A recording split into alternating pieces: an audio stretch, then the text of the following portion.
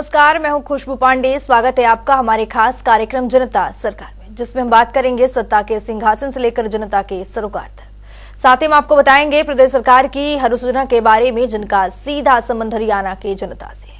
जो योजनाएं प्रदेश के विकास को नई गति प्रदान करेंगी और हरियाणा की जनता का चौमुखी विकास भी करेंगी, ताकि प्रदेश की जनता तरक्की की राह पर आगे बढ़े और हरियाणा प्रदेश निरंतर उन्नति की नई ऊंचाइयों को छूता हुआ प्रगतिशील रहे। तो अगले 30 मिनट तक बने रहिए हमारे साथ और देखते रहिए जनता सरकार।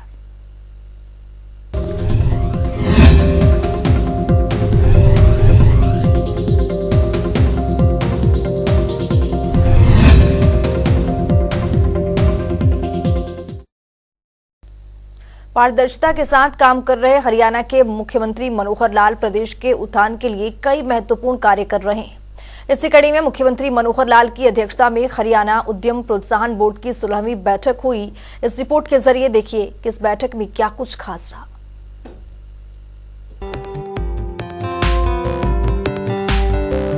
हरियाणा के मुख्यमंत्री मनोहर लाल के नेतृत्व में पिछले 9 सालों से हरियाणा निरंतर औद्योगिक विकास की ओर अग्रसर हो रहा है। सरकार की ओर से निवेशकों को दिए जा रहे विभिन्न प्रोत्साहनों और रियायतों के चलते देश विदेश के निवेशक हरियाणा की ओर रुख कर रहे हैं। इसी कड़ी में मुख्यमंत्री मनोहर लाल की अध्यक्षता में हरियाणा उद्यम प्रोत्साहन बोर्ड की 16वीं बैठक हुई, जहां यूनो मिंडा लिमिटेड को मेगा प्रोजेक्ट के लिए करीब 94.32 एकड़ भूमि आवंटित करने की मंजूरी प्रदान की गई। साथ ही Suzuki motorcycle India private limited की ओर से भी IMT खरखौदा में करीब 2000 करोड़ रुपए के निवेश के साथ मेगा प्लांट लाने के लिए प्रस्ताव दिया है। इसके साथ ही बैठक में जानकारी दी गई है कि औद्योगिक विकास को बढ़ावा देने के लिए राज्य सरकार की ओर से हरियाणा उद्यम एवं प्रोत्साहन नीति 2020 घोषित की गई, जिसके तहत निवेशकों को एक ही छत के नीचे सभी प्रकार की क्लियरेंस दी जा रही है, जिससे हर निवेशक का विश्वास हरियाणा के प्रति बढ़ा है। साथ ही IOCL पानीपत के निकट पॉलिस्टर चिप्स उत्पादन के लिए केमिकल्स एवं पेट्रोकेमिकल्स का मेगा प्लांट लगने जा रहा है। इसके लिए हरियाणा राज्य औद्योगिक एवं अवसंरचना विकास निगम की ओर से यूफ्लैक्स लिमिटेड को IOCL पानीपत रिफाइनरी के पास 14 एकड़ भूमि आवंटित की गई। बैठक में बताया गया है कि कंपनी की ओर से प्रदेश में करीब 600 करोड़ रुपए का निवेश होगा और स्थानीय युवाओं को रोजगार के अवसर भी प्रदान होंगे। बैठक में मुख्यमंत्री मनोहर लाल की ओर से बताया गया है कि प्रदेश भर में हरियाणा उद्यम एवं प्रोत्साहन नीति 2020 के तहत घोषित ब्लॉक A, B, C और D में औद्योगिक विकास के लिए 28,950 करोड़ रुपए का निवेश आकर्षित करने का लक्ष्य निर्धारित किया है। इसके लिए समय समय पर प्लॉट नीलामी के लिए विज्ञापन जारी किए जा रहे हैं। साथ ही निवेशक भी यहाँ निवेश करने के लिए उत्साह दिखा रहे हैं। बैठक में मुख्य सचिव संजीव कौशल, मुख्यमंत्री के मुख्य प्रधान सचिव राजेश खुल्लर, वित्त विभाग के अतिरिक्त मुख्य सचिव अनुराग रस्तोगी सहित कई वरिष्ठ अधिकारी मौजूद रहे। ब्यूरो रिपोर्ट, जनता टीवी।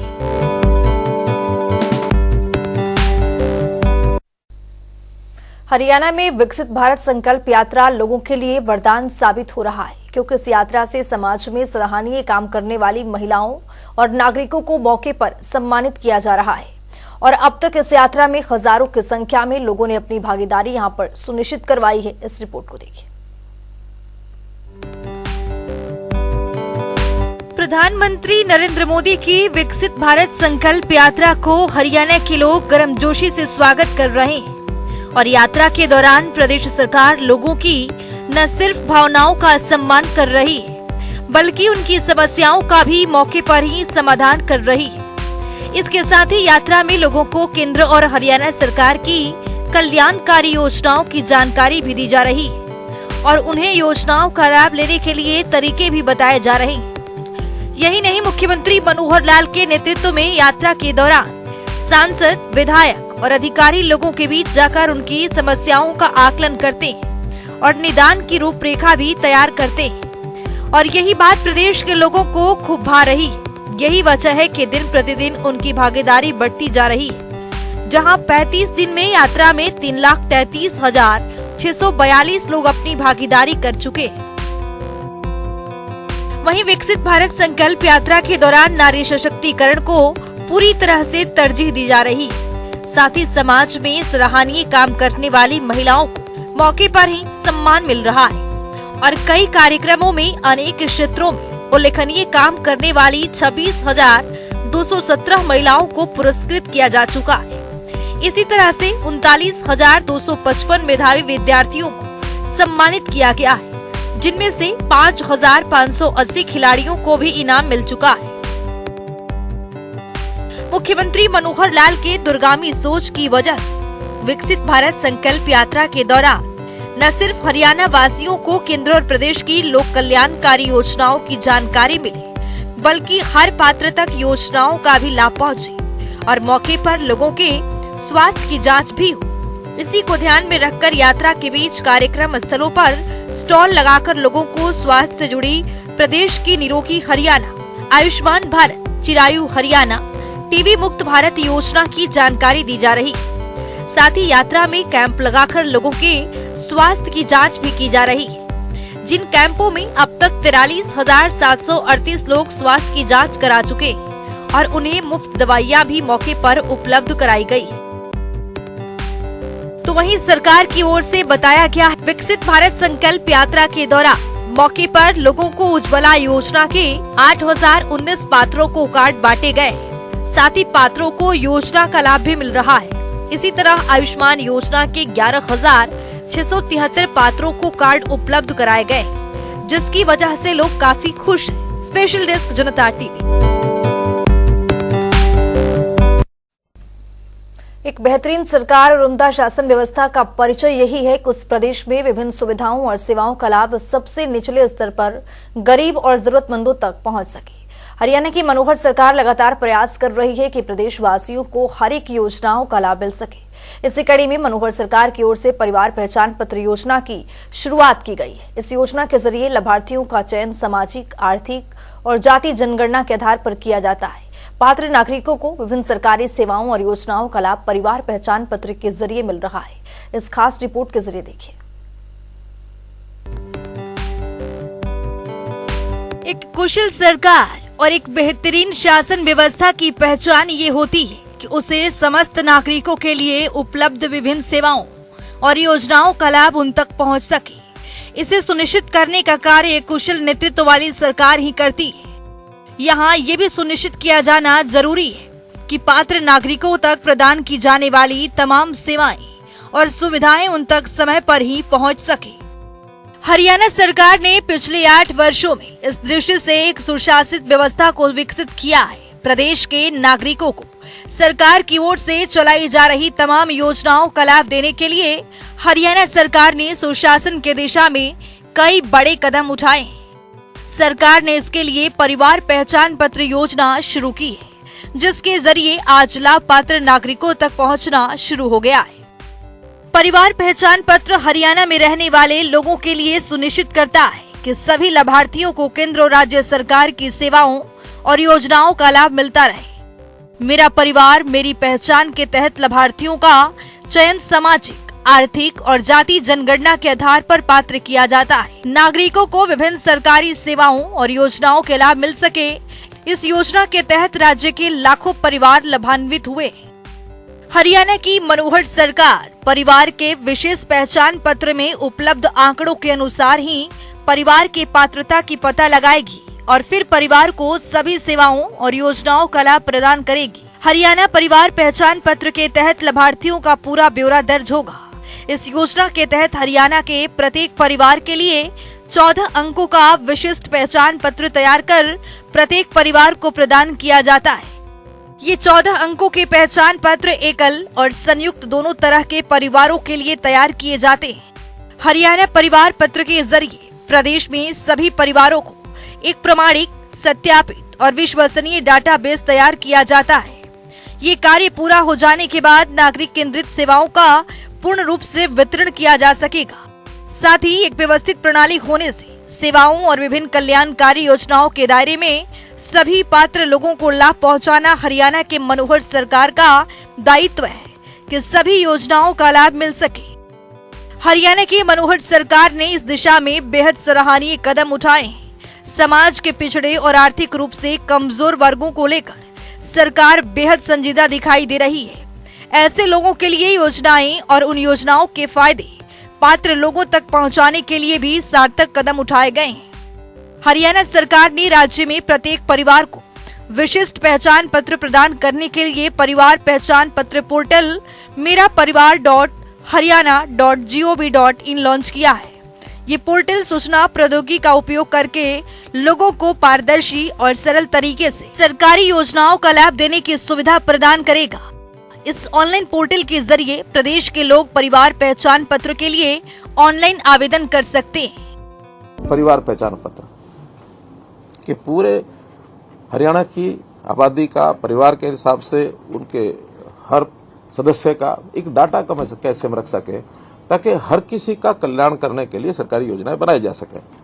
चाहे वो छोटे बच्चे 0 से 5 साल के हैं, चाहे 5 से 18 स्कूल गोइंग चिल्ड्रन हैं, चाहे 18 से 25 हायर एजुकेशन का लेवल है, चाहे 25 से 60 उनको एम्प्लॉयमेंट के नाते से उनकी अपनी आजीविका परिवार चलाने के नाते से है, और चाहे 60 साल के बाद आयु के लोग हैं जिनको अपनी एक सोशल सिक्योरिटी चाहिए, वो भी हमने अलग से उसके ऊपर ध्यान दिया है। और ये पांचों वर्ग जैसे मैंने बताया आयु के हिसाब से बांट करके हमने अलग अलग विभागों के जिम्मे काम लगा रखे हैं कि भाई आप इस एक आयु वर्ग की पूरी देखरेख करेंगे। आज के आवश्यकता के हिसाब से आज के तरीकों से इसको 5 हिस्सों में बांट दिया है और उसी में हर विभाग का काम WCD 0 से 5 साल, 5 से 18 स्कूल एजुकेशन, 18 से 25 हायर एजुकेशन, 25 से 60 एम्प्लॉयमेंट के बाद 60 के ऊपर सोशल जस्टिस डिपार्टमेंट। तो एक प्रकार के सारे काम उनके माध्यम से किए जाएंगे। कोई भी व्यक्ति समाज का ऐसा न बचे जिसको कोई तकलीफ है और उसकी हमारी योजना नहीं बनी उसका तकलीफ को दूर करने के लिए। तो यथासंभव हर नागरिक की चिंता करना, ये हम इस परिवार पहचान पत्र का जो एक हिसाब किताब है इसके माध्यम से करेंगे। काफी शुरू हो गया है, काफी आगे बढ़ेंगे। मेरा परिवार मेरी पहचान ये हरियाणा सरकार की वो अनूठी पहल है जो नागरिकों को सीधा लाभ पहुंचाने की बनाई गई है। इस योजना के लागू होने से बिचौलियों की गुंजाइश जड़ से समाप्त हो गई है। ये एक बहुआयामी योजना है जिससे अनेकों सुविधाएं और सुगमताएं जुड़ी हैं। इससे विभिन्न आवेदन प्रक्रियाओं में तेजी आएगी। प्रधानमंत्री आवास योजना के आवेदन में आसानी होगी। पात्र जन चिकित्सकीय योजनाओं से स्वतः जोड़े जा सकेंगे। आयुष्मान भारत योजना से जोड़े जाएंगे। पात्र लोगों की राशन कार्ड आसानी से जारी हो सकेंगे। पात्र लोगों को विभिन्न पेंशन सुविधाओं के दायरे में लाया जा सकेगा। व्यवस्था और नागरिकों के बीच पारदर्शिता कायम होगी। अधिक पात्र लोगों को समाज कल्याण योजनाओं का लाभ मिल पाएगा। लाडली और विवाह शगुन योजनाओं का भी लाभ होगा। कृषि और बागवानी से जुड़ी सब्सिडी पात्र लोगों तक पहुंच पाएगी। परिवार के लापता सदस्यों को ट्रैक कर पाने में मददगार साबित होगा। सरकारी नौकरियां पाने में सहायक सिद्ध होगा। विभिन्न छात्रवृत्ति योजनाएं हासिल करने में मददगार होगा। उन सेवाओं का लाभ मिल सकेगा जिसके लिए सिर्फ प्रदेश के नागरिक ही पात्र हैं। ये सरकार की वो महत्वाकांक्षी योजना है जिससे हरियाणा प्रदेश की ई गवर्नेंस छवि को देश भर में ख्याति मिल रही है। इस योजना के लिए सॉफ्टवेयर तकनीक का इस्तेमाल किया गया है। इसकी मदद से आपको एक जगह बैठे हुए सारी जानकारी बेहद सरलता से उपलब्ध हो सकेगी। इसमें अगर आपको खुद से जुड़ी किसी अपलोडेड जानकारी में गलती नजर आ रही है या आप उसमें किसी तरह का बदलाव करना चाहते हैं तो आपको किसी केंद्र के चक्कर नहीं लगाने पड़ेंगे, बल्कि पोर्टल सभी जानकारियों को अपलोड कर देगा। यहाँ तक कि अगर किसी लड़की का विवाह होता है तो पोर्टल के जरिए लड़की का नाम पिता के परिवार से हटाकर पति के परिवार में जोड़ दिया जाएगा। राज्य के नागरिकों को परिवार पहचान पत्र बनवाने के लिए आवेदन करने के लिए ऑनलाइन पोर्टल की सुविधा प्रदान कर रही है। राज्य के लोग बड़ी ही आसानी से घर बैठे इंटरनेट के माध्यम से परिवार पहचान पत्र के लिए ऑनलाइन आवेदन कर सकते हैं। इन ऑनलाइन पोर्टल के माध्यम से राज्य के नागरिकों को रजिस्ट्रेशन की सुविधा इसलिए दी जा रही है ताकि उन्हें कहीं जाना न पड़े। इस ऑनलाइन पोर्टल का उद्देश्य पंजीकरण प्रक्रिया को गति देना और अधिक से अधिक लोगों को इस योजना से जोड़ना है। इस कार्यक्रम के तहत हर नागरिक और हर परिवार डेटा जाता है, जिसका इस्तेमाल लोगों की जरूरत के हिसाब से योजनाएं बनाने के लिए किया जाएगा। इतना ही नहीं, आत्मनिर्भर हरियाणा कार्यक्रम के तहत भी इस डेटा का उपयोग किया जा सकेगा। इस योजना से लाभ उठाने के लिए आवेदक को सबसे पहले परिवार पहचान पत्र योजना की ऑफिशियल वेबसाइट पर जाना होगा।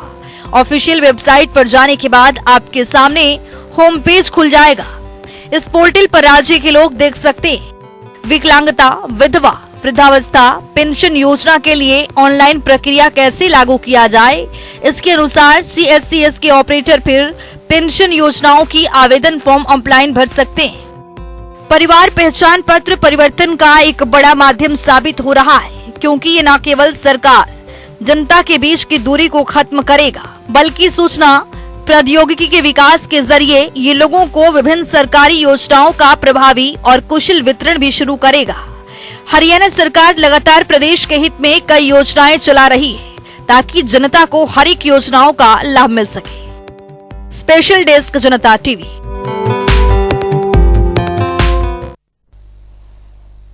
हरियाणा कैबिनेट की बैठक में कई फैसलों पर मुहर लगी है। ग्राफिक्स के जरिए देखते हैं कि किन किन प्रस्तावों को मंजूर किया गया है। तो हरियाणा कैबिनेट की बैठक हुई, कई महत्वपूर्ण फैसलों पर मुहर लगी है। 372 करोड़ 13 लाख की लागत से बकाया जल शुल्क सहित अधिभार भी यहां पर माफ किया गया है। आपको बता दें कि दुर्लभ बीमारियों से पीड़ित व्यक्तियों को वित्तीय सहायता पेंशन प्रदान करने की यहां पर मंजूरी दी गई है। कैबिनेट की बैठक में इको टूरिज्म की अगर बात की जाए तो इको टूरिज्म की विकास नीति को भी यहां पर मंजूरी मिली है। मुख्यमंत्री मनोहर लाल समय पर बैठक कर कई योजनाओं को यहां पर प्रदेशवासियों के लिए सौगात देते रहते हैं। इसी कड़ी में सेवानिवृत्त के बाद 2 लाख रुपए की एकमुश्त वित्तीय सहायता की भी यहां पर मंजूरी दी गई है। इस बैठक में आपको बता दें कि हरियाणा चौकीदार नियम 2013 में एक नया उपनियम जोड़ने को भी यहां पर मंजूरी मिली है। तो पिछड़ा वर्ग की राज्य सूची BCA में संशोधन करने को मंजूरी प्रदान की गई। शैक्षिक महाविद्यालय की अगर बात की जाए तो शैक्षिक महाविद्यालय संवर्ग ग्रुप ख सेवा संशोधन नियम 2023 को भी यहां पर मंजूर किया गया है। 372 करोड़ रुपए 13 लाख की लागत से बकाया जल शुल्क सहित अधिभार भी यहां पर माफ किया गया है। प्रदेशवासियों के लिए एक बड़ी सौगात दी गई है। यहां पर कैबिनेट की बैठक में ये मुहर लगी है। मुख्यमंत्री मनोहर लाल की ओर से इस बैठक का आयोजन किया गया था और इस बैठक में कई प्रस्ताव पर मुहर लगी है, जिसमें इको टूरिज्म की विकास नीति को भी मंजूरी मिली है। अगर बात की जाए सेवानिवृत्त अधिकारियों की, तो वहां पर सेवानिवृत्त के बाद 2 लाख रुपए की एक मुश्त वित्तीय सहायता की यहां पर मंजूरी प्रदान की गई है। हरियाणा चौकीदार नियम 2013 में एक नया उपनियम जोड़ने को भी यहां पर मंजूर किया गया है। पिछड़ा वर्ग की राज्य सूची BCA में संशोधन करने को भी यहां पर मंजूरी है। शैक्षिक महाविद्यालय की अगर बात करें तो शैक्षिक महाविद्यालय संवर्ग ग्रुप ख सेवा संशोधन नियम 2023 पर भी यहां पर मुहर लगी है। प्रदेश के किसानों को ड्रोन अपनाने और समय के साथ साथ श्रम की बचत करने का सुझाव दिया गया है। आइए ग्राफिक्स पर नजर डालते हैं। ड्रोन बनाए किसान भाइयों का एक आसान काम किया गया है। समय और श्रम की बचत होगी, फसल नुकसान के आकलन में भी सहायक होगी। मुख्यमंत्री मनोहर लाल किसानों के लिए कई योजनाओं पर काम करते हैं। इसी कड़ी में खेतों एवं फसल स्वास्थ्य की निगरानी करें, खरपतवार एवं कीटों से प्रभावित क्षेत्रों को भी यहां पर पता लगाया जाए। मुख्यमंत्री की इस पहल से लगातार किसानों में खुशहाली देखी जा रही है। प्रदेश के किसान पिछले 9 सालों से समृद्ध होते जा रहे हैं। खेत एवं फसल स्वास्थ्य की निगरानी करें, खरपतवार एवं कीटों से प्रभावित क्षेत्रों का पता लगाएं। ये ड्रोन बनाएं किसान भाइयों का आसान जो ड्रोन है उससे किसानों को हर चीज में सुविधा मिलेगी। तो चलिए अब जान लेते हैं आज के सवाल के विजेता में क्या कुछ है।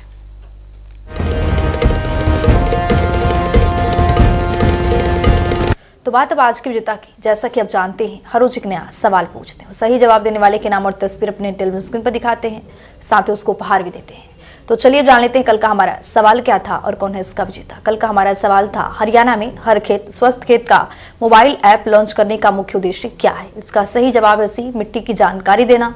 ढेरों जवाब आए, लेकिन आज के हमारे विजेता हैं करनाल से नीतीश राणा। नीतीश, आपको बहुत बहुत बधाई। तो फिर पूछेंगे आज का सवाल, देखते रहिए जनता टीवी।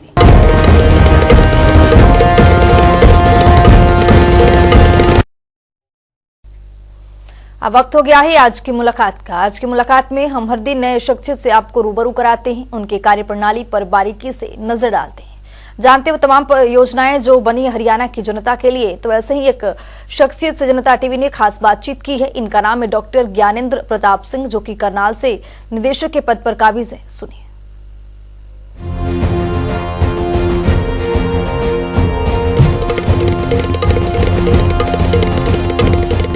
गेहूं की फसल की बिजाई देश में करीब करीब पूरी हो चुकी है। जो विलंब से बिजाई वाला क्षेत्र है केवल बचा है। अभी तक फसल की जो स्थिति है बहुत अच्छी है। पिछले 15 दिन से कोहरा और जो ठंड बनी हुई है वो फसल के लिए लाभदायक है। संस्थान पाक्षिक एडवाइजरी किसानों के लिए, गेहूं उत्पादकों के लिए जारी करता है।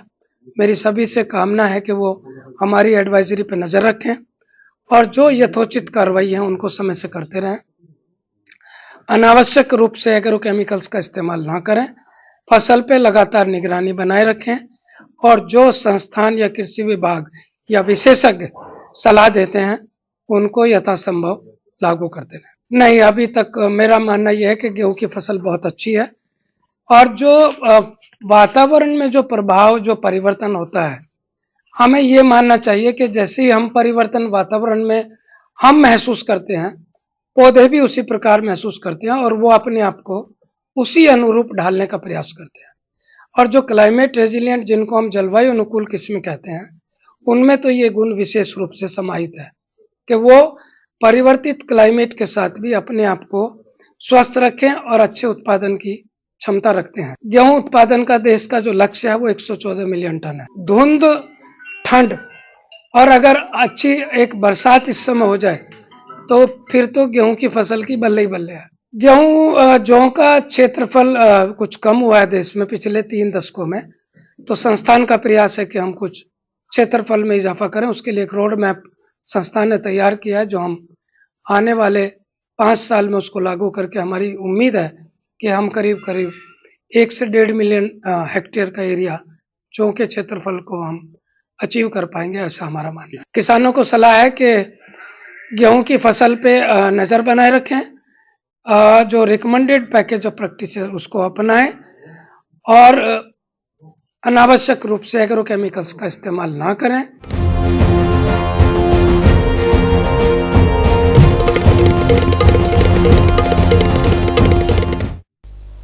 अब वक्त हो गया है आज के सवाल का। तो चलिए अब जान लेते हैं आज के सवाल में क्या कुछ है।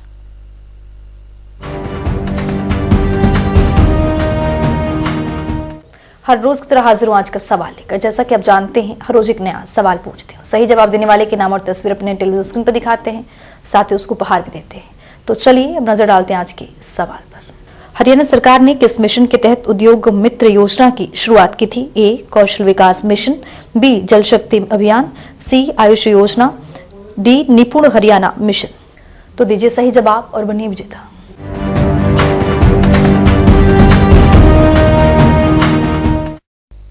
तो इस खास कार्यक्रम के जरिए हमारा मुख्य उद्देश्य हरियाणा सरकार की कल्याणकारी योजनाओं की जानकारी और उसका लाभ प्रदेश के हर एक नागरिक तक पहुंचाना है, क्योंकि जब प्रदेश का हर एक नागरिक समृद्ध और खुशहाल होगा तभी प्रदेश विकास के पथ पर अग्रसर हो पाएगा।